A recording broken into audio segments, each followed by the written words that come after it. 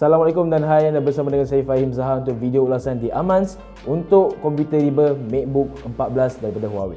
Pada hemat saya, sebelum ini komputer riba Huawei dalam siri MacBook adalah antara komputer riba yang terbaik bagi saya. Yang pada mulanya adalah dari segi prestasi dan juga harga, ianya agak berbaloi untuk dimiliki. Bukan itu sahaja, dengan harga yang berbaloi dan juga rekaan yang premium, ia menjadikan ia salah satu alternatif kepada MacBook tetapi untuk pengguna Windows. Tetapi agak berbeza dengan MacBook 14 kali ini kerana ia dah mula menggunakan chip pemprosesan AMD Ryzen 7 dalam siri 4000H. Yang mana sebelum saya akan mulakan ulasan ini, saya akan tunjukkan anda spesifikasi penuh yang mana akan terpapar pada skrin sekarang.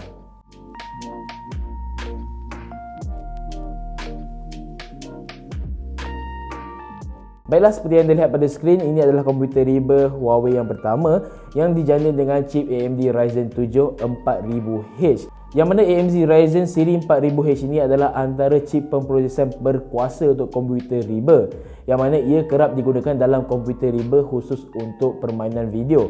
Tapi berbeza dengan Huawei MacBook 14 2020 ini memfokuskan kepada productivity ataupun kegunaan harian yang ringkas sahaja. Jadi, adakah ia akan berprestasi dengan lebih baik dan adakah ianya lancar dan berbaloi untuk dimiliki berbanding dengan generasi sebelum ini yang dijana dengan Intel? Baiklah, sebelum itu saya akan bercerita mengenai skrin terlebih dahulu. Skrin Huawei MacBook 14 seperti biasa akan menggunakan rekaan yang hampir nirbingkai, yang mana bezel ni adalah sangat nipis. Secara tidak langsung akan memberikan anda pandangan yang lebih luas ataupun dengan pengalaman yang lebih imersif dari segi warna dan kecerahan yang baik sekali. Saya di pejabat duduk di sebelah tingkap yang mana cahaya matahari yang terik akan kerap memancar kepada diri saya. Dan komputer riba yang saya gunakan sebelum ini semuanya akan menjadi malap dan sukar untuk dilihat. Tapi komputer riba MacBook 14 ni tiada masalah seperti itu dan saya boleh lihat dengan jelas tanpa sebarang masalah. Begitu juga dengan menonton video seperti di YouTube ataupun Netflix, ia akan memberikan satu pengalaman menonton yang memuaskan. Baiklah, jika sudah menonton video, pasti anda akan tertanya bagaimana dengan pembesar suara komputer riba ini. Pembesar suara komputer riba Huawei MacBook 14 2020 ni agak baik sahaja, tapi dalam penggunaan saya hanya gunakan sekitar 50% saja arah suara kerana ia agak kuat, lagi-lagi digunakan dalam pejabat ataupun di rumah. Tapi apabila di kawasan luar, tiada masalah pun untuk anda. Cuma saya akan lebih gemar menggunakan set phone telinga seperti TWS. Ini kerana komputer riba ini turut menyokong SwiftPair daripada Windows yang mana buat tambatan pantas untuk aksesori audio daripada Huawei seperti FreeBuds Pro. Baiklah, saya sudah pun bercakap mengenai skrin dan sedikit mengenai audio.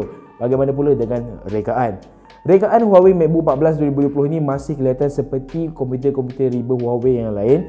Tiada beza yang terlampau besar dan terlampau jelas apakah bezanya. Pada saya, ia akan memberikan satu pengalaman yang lebih kurang sama dari segi bahan pembinaan, dari segi susun atau papai kekunci, pad sentuh yang lebih besar dan juga rekaan yang kelihatan seakan MacBook Pro sedikit tapi dengan iterasi Huawei tersendiri. Jadi jika anda inginkan sebuah komputer riba yang seakan MacBook tetapi menjalankan Windows sambil mempunyai bahan binaan yang premium, ini adalah komputer riba untuk anda. Untuk port sambungan pada saya agak mengecewakan kerana hanya ada satu USB-C dan dua USB-A, HDMI penuh dan juga bicu audio 3.5mm. Pada saya USB-C sekurang-kurangnya patutnya ada dua bagi seimbang dengan USB-A. Jadi apabila saya menggunakan kabel USB-C untuk mengecas, saya hanya ada port USB-A untuk aksesori ataupun pemacu saya. Tiada USB-C tambahan untuk saya buat pemindahan data yang lebih pantas. Pad sentuh pula masih kekal lagi besar, mudah untuk dikawal, tiada masalah dengan kawalan gesture yang terbina dalam Windows. Akan tetapi ada masalah pada papai kekunci ini, yang mana pada hemat saya papai kekunci dalam MacBook Pro X adalah jauh lebih baik berbanding dengan siri MacBook 14 saja. Siri MacBook 14 ini mempunyai papai kekunci yang sedikit lembut yang kurang selesa untuk digunakan. Ia seakan mushy seperti bila anda tekan seakan atas span yang basah. Seperti itu perasaannya. Jadi disebabkan itu ia mengambil masa sekitar 1 minggu lebih untuk saya membiasakan diri dengan papai kekunci komputer riba ini. Baiklah, sekarang saya akan bercerita mengenai prestasi pula.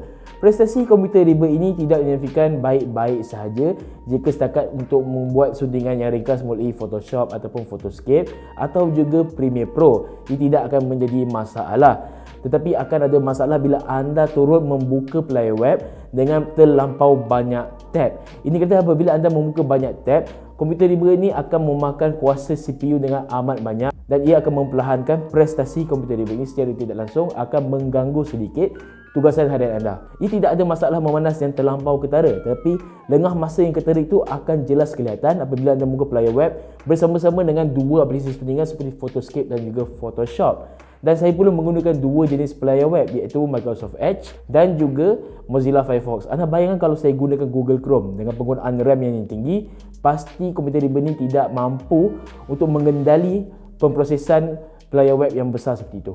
Tetapi sepanjang saya menggunakan komputer riba ni, ia tidak memberi satu masalah yang begitu menjengkelkan, yang mana saya boleh terima sahaja.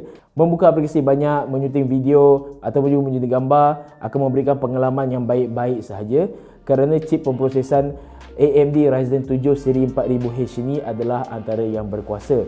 Ia menjadikan masalah adalah kerana seperti saya katakan tadi, chip ini kebanyakannya digunakan oleh komputer riba permainan video ataupun komputer riba gaming, yang mana saiz kerangkanya ataupun rekaannya adalah lebih besar dan akan ada mempunyai sistem penunjukan ataupun sistem kipas yang lebih lancar dan lebih baik untuk mengalihkan haba. Tapi disebabkan komputer riba Huawei MateBook 14 ni menggunakan rekaan Ultrabook, iaitu komputer riba yang nipis saja, ia tidak mempunyai komponen yang mencukupi. Secara tidak langsung ia menjadikan komputer riba ni sukar untuk mengendalikan kuasa CPU yang tinggi. Untuk bateri pula, ia adalah antara paling saya kecewa dan amat sedih sekali apabila menggunakan komputer riba ni. Dah baik dah, mempunyai sokongan mesin pantas melalui USB-C, tetapi ketahanan bateri untuk penggunaan seperti saya, seperti membuka player web, menonton video dan menak artikel saja dan membuat beberapa sudingan gambar dan video yang ringkas, ia hanya bertahan sekitar 3 jam 30 minit ataupun paling lama adalah 4 jam setengah.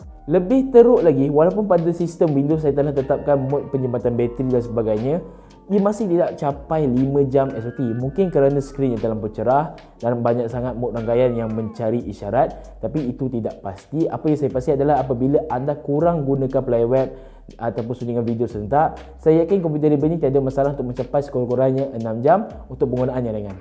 Harga Huawei MateBook 14 ni adalah seperti yang tertera di bawah, yang mana anda mempunyai pilihan daripada Ryzen 5 hingga Ryzen 7 dan juga pilihan memori sehingga 16GB RAM dan suara dalaman sehingga 512GB.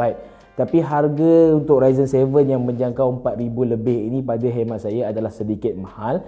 Lebih-lebih lagi kerana ketahanan bateri yang tidak begitu tahan dan juga pilihan port sambungan yang tidak begitu banyak. Tetapi Huawei cuba pertahankan harga jualan ini dengan menawarkan beberapa aksesori tambahan secara percuma yang bernilai melebihi RM1,000.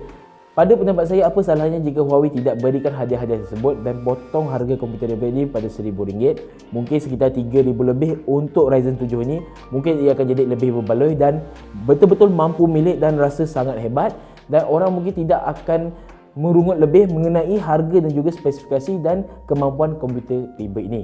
Jadi komputer riba ini adalah untuk siapa? Macam saya katakan tadi, bagi mereka yang inginkan ala-ala penggunaan MacBook tetapi Windows, ini adalah antara komputer riba pilihan yang anda boleh beli. Binaan premium, skrin yang cantik, dan jika anda banyak gunakan untuk hiburan seperti menonton video, menstream filem ataupun siri TV, atau juga menyunting video pada kualiti yang tinggi, tiada masalah menggunakan komputer riba ini untuk buat suntingan video yang pendek. Sebab saya pernah cuba menyunting video 5 minit, ia tidak begitu tahan lama dan akan menyebabkan masalah tersangkut. Tapi video sekitar 3 minit ataupun bawah 3 minit tiada masalah. Bagi pelajar yang mempunyai duit tambahan ataupun mereka yang bekerja di pejabat yang inginkan perasaan yang sedikit lebih elegan, ini adalah komputer riba untuk anda. Jadi itu saja daripada saya Fahim. Jumpa lagi dalam video aman sekarang datang. Assalamualaikum.